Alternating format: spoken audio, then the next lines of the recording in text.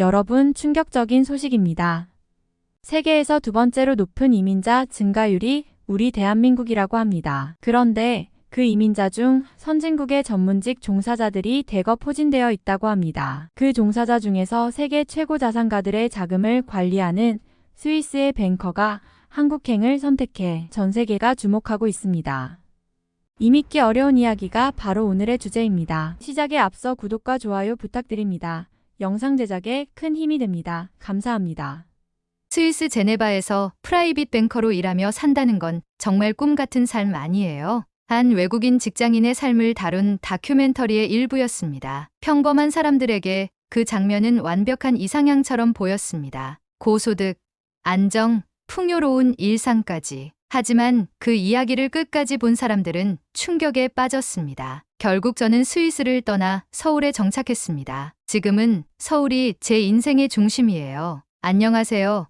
저는 리샤르 베르네입니다. 나이는 35세, 스위스 제네바에서 10년 이상 프라이빗 뱅커로 일해온 금융 전문가였습니다. 그곳에서의 삶은 누구나 꿈꿀 만한 모습이었습니다. 제가 관리했던 고객들은 대부분 억만장자였고 그들의 자산 포트폴리오를 최적화하며 큰 보수를 받았습니다. 유럽 내에서도 상위 1%만 누릴 수 있는 삶을 살았죠. 아침이면 스위스 알프스를 배경으로 커피 한 잔을 마시며 하루를 시작했습니다. 퇴근 후엔 제네바 호수를 따라 산책을 하거나 고급 와인 한 잔을 즐기며 여유로운 시간을 보냈습니다. 세상이 주목하는 명품 브랜드의 정장을 입고 최고급 레스토랑에서 점심 미팅을 했죠. 그런데 그렇게 안정적인 삶 속에서 점점 강렬한 공허감이 느껴졌습니다. 제 삶은 완벽해 보였지만 어딘가 모르게 지루하고 감정이 고갈된 듯한 느낌이었어요. 난 무엇을 위해 살고 있는 걸까? 라는 질문이 제 머릿속에서 점점 떠오르곤 했습니다. 그러던 어느 날 인생의 새로운 전환점을 맞이하게 되었습니다. 한 고객이 한국으로 저를 초청한 것입니다. 그 고객은 한국에서 오래 사업을 해온 유럽계 사업가로 서울에서의 자산 컨설팅을 의뢰했습니다. 솔직히 처음엔 별다른 기대 없이 단순히 비즈니스 출장으로 여겼습니다. 아시아? 특히 한국은 잘 모르는 나라니까 그냥 짧게 둘러보고 오자라는 생각이었죠. 하지만 비행기에서 내리던 순간부터 모든 것이 완전히 달라지기 시작했습니다. 인천국제공항에 도착하자마자 저는 그 규모와 완벽한 시스템에 깜짝 놀랐습니다. 모든 절차가 빠르고 체계적이었고 직원들의 서비스도 매우 친절했죠. 심지어 공항 내 시설들조차 깨끗하고 잘 정돈되어 있었습니다. 제네바 공항에서의 느리고 번잡한 경험과 비교하면 한국은 마치 미래 도시 같았습니다. 공항에서 나와 공항 리무진 버스를 타고 서울로 향했습니다. 창밖으로 보이는 풍경은 점점 더 놀라웠습니다. 현대적이고 웅장한 고층 건물들 사이로 빠르게 움직이는 자동차들.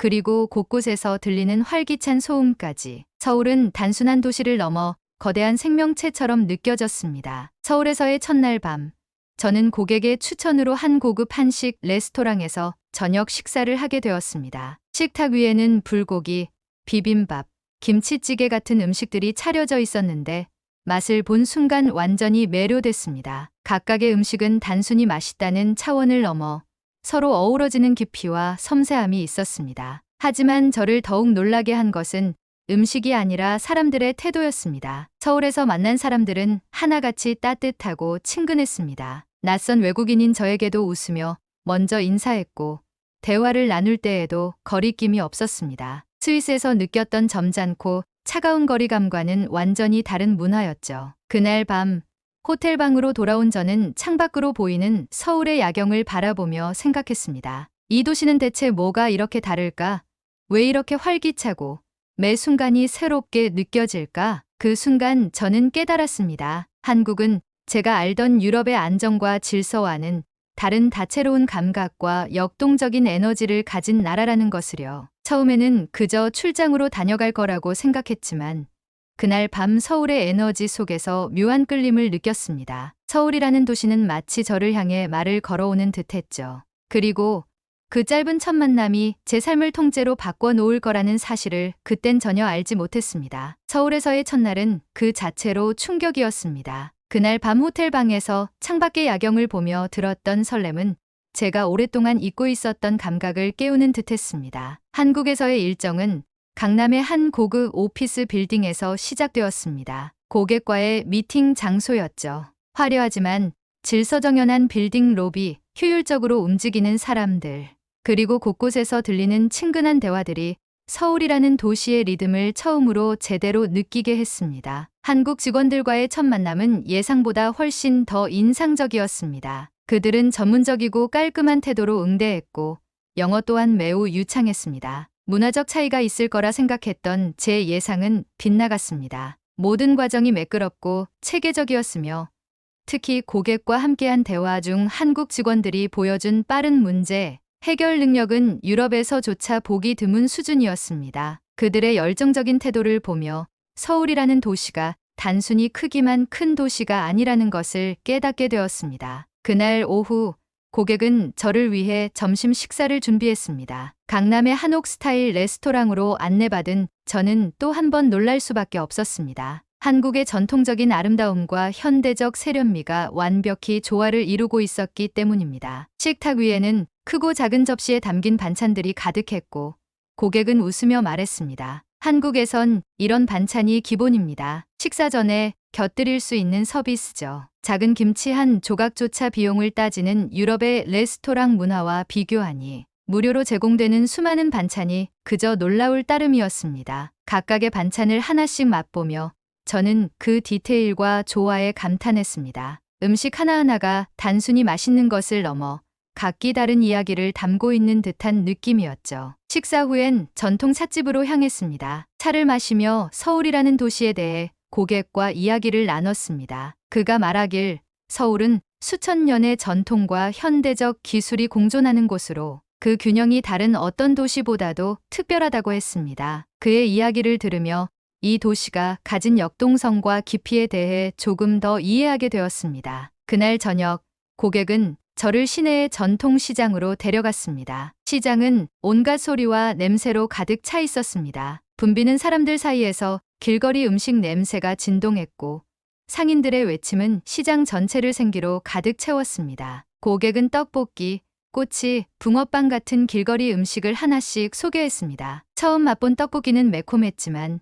그 맛은 금방 익숙해졌고 어느새 저는 그 새로운 맛에 완전히 빠져들었습니다. 그 중에서도 가장 기억에 남는 것은 한 노점에서 먹었던 호떡이었습니다. 따뜻한 설탕과 견과류가 가득한 호떡을 한 입 베어 무는 순간 시장의 활기와 따뜻함이 한데 어우러지는 기분이 들었습니다. 음식을 건넨 아주머니는 외국인인 저를 보며 환하게 웃으며 말했습니다. 서울은 살기 좋은 도시예요. 천천히 구경하고 가세요. 그 순간 저는 스위스에서는 결코 느낄 수 없었던 무언가를 깨달았습니다. 서울은 단순히 높은 빌딩과 최신 기술로 이루어진 도시가 아니었습니다. 사람들의 따뜻한 마음과 그들의 삶에서 느껴지는 에너지가 서울의 진짜 매력이었습니다. 며칠간의 서울 체류는 예상보다 훨씬 빨리 지나갔습니다. 고객과의 미팅도 성공적으로 마무리되었고 이제 스위스로 돌아갈 준비를 해야 할 시간이 다가왔습니다. 공항으로 가는 택시 안에서 창밖으로 펼쳐진 서울의 야경을 바라보던 저는 묘한 허전함을 느꼈습니다. 서울에서 만난 모든 경험들이 하나의 생생한 기억으로 남아 있었습니다. 스위스에 도착한 후에도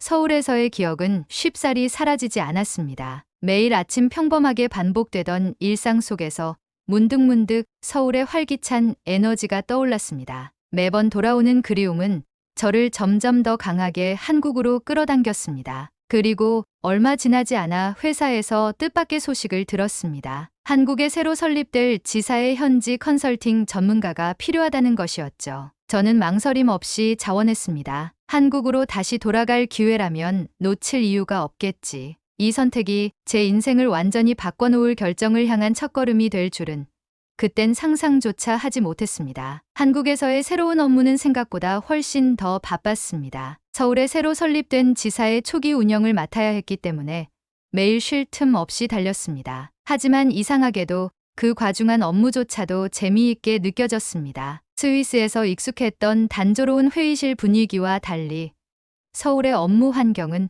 훨씬 역동적이었고 특히 직원들의 적극적인 태도가 제게 강한 인상을 남겼습니다. 서울의 생활에 적응해 가면서도 저는 여전히 한국 문화에 대해 완전히 익숙해지지 못했습니다. 예를 들어 한 번은 한국의 회식 문화에 초대받아 큰 충격을 받았죠. 업무 시간 이후에도 동료들과 함께 시간을 보내는 것이 필수적인 분위기라는 점이 처음엔 낯설었습니다. 스위스에서는 퇴근 후에는 각자의 사생활을 중시했기에 업무 이후에도 사람들과 어울려야 한다는 것이 어딘가 부담스럽게 느껴졌습니다. 하지만 그 첫 회식 자리에서 저는 또 다른 새로운 경험을 하게 되었습니다. 동료들이 먼저 다가와 사소한 대화를 나누고 친근하게 제게 술잔을 건네며 한국식 건배 인사를 가르쳐 주었죠. 저는 그날 처음으로 건배라는 말을 배웠습니다. 알코올이 적당히 올라오고 분위기가 무르익으면서 대화의 깊이가 점점 진해졌습니다. 동료들은 업무 이야기가 아닌 자신들의 개인적인 이야기나 가족 이야기를 솔직하게 털어놨습니다. 그 과정에서 느껴지는 정이랄까요?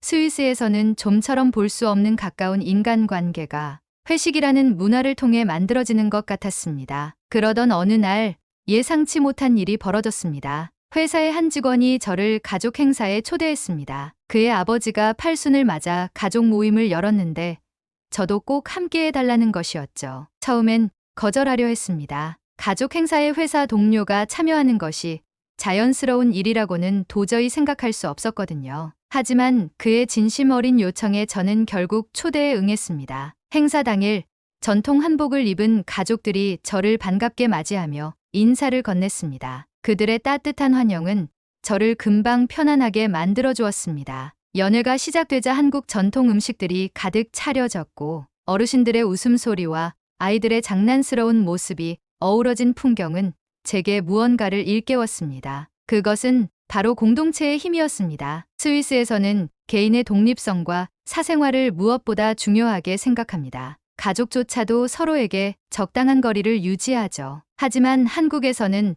모든 가족 구성원이 서로의 인생에 깊숙이 연결되어 있었습니다. 특히 이날 저를 감동시킨 것은 팔순을 맞은 어머니를 위해 가족들이 함께 준비한 축하 영상이었습니다. 손자와 손녀들이 환하게 웃으며 어머니에게 감사를 표현하는 모습에 저도 모르게 눈가가 뜨거워졌습니다. 그날 밤 집으로 돌아오며 저는 깊은 생각에 잠겼습니다. 내가 그동안 놓치고 있던 게 이런 건 아닐까?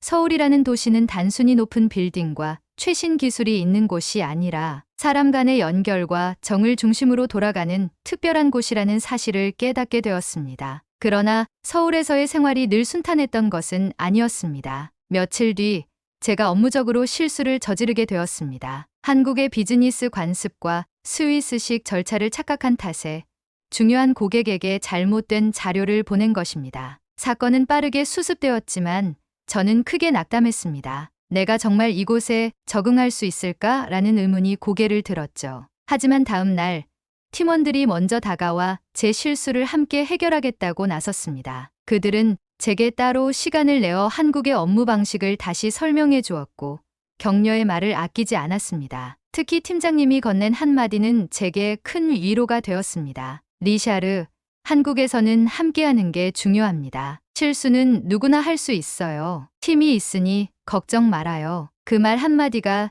제게 큰 용기를 주었습니다. 그리고 저는 그날 밤 다시 한번 서울이라는 도시가 가진 특별한 매력을 깨달았습니다. 서울에서의 삶은 제가 상상했던 것 이상으로 다채로웠습니다. 한국에서 지내는 동안 제가 가장 많이 느꼈던 감정은 바로 따뜻함과 활기였습니다. 스위스에서의 안정된 삶과 비교하면 서울은 마치 끝없는 도전과 기회가 넘쳐나는 모든 것이 가능해 보이는 공간처럼 느껴졌습니다. 처음엔 서울의 빠른 속도와 복잡함에 적응하는데 어려움을 겪기도 했습니다. 하지만 시간이 지나면서 저는 그 속도에 맞춰 움직이는 법을 배우게 되었고 어느 순간 그 흐름이 자연스럽게 느껴졌습니다. 서울에서의 삶은 단순히 직업이나 환경만 바꾼 것이 아니었습니다. 그것은 제가 스스로를 다시 발견하는 여정이기도 했습니다. 저는 한국에서 사람들과 함께하는 기쁨을 배웠습니다. 스위스에서는 모든 것이 철저히 개인적이었고 누군가와 정서적으로 연결되는 일이 드물었습니다. 하지만 서울에서 만난 사람들은 다정했고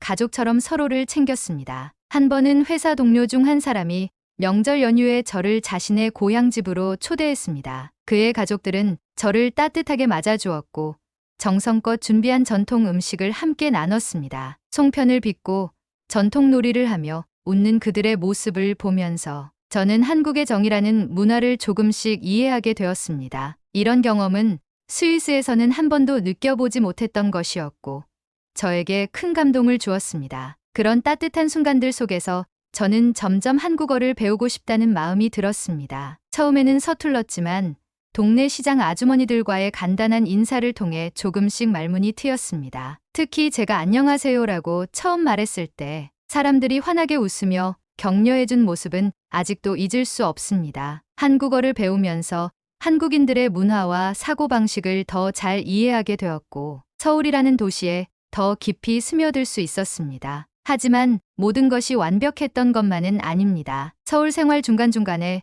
문화적 차이로 어려움을 겪기도 했습니다. 예를 들어 업무 환경에서의 빠른 의사결정 과정이나 회식 문화는 처음엔 낯설었습니다. 한 번은 회식 자리에서 너무 피곤해 조용히 빠져나오려다 동료들에게 예의가 없다는 말을 들었던 적도 있었습니다. 하지만 시간이 지나면서 저는 이런 문화적 차이를 이해하고 거기서 오는 장점을 배워갔습니다. 그 중에서도 가장 어려웠던 순간은 업무에서의 큰 실수였습니다. 저는 스위스식 업무 방식을 고수하다가 한국의 방식과 충돌하여 중요한 계약을 놓칠 뻔한 적이 있었습니다. 그때 저는 팀원들에게 큰 도움을 받았습니다. 모두가 하나가 되어 문제를 해결하려고 나섰고 저를 비난하기보다는 어떻게 하면 함께 더 나은 결과를 낼 수 있을지 고민해줬습니다. 이런 협력적인 분위기는 제게 큰 위로와 자신감을 주었고 제가 서울을 더 사랑하게 만드는 계기가 되었습니다. 한국에서의 삶은 저를 바꿔놓았습니다. 스위스에서는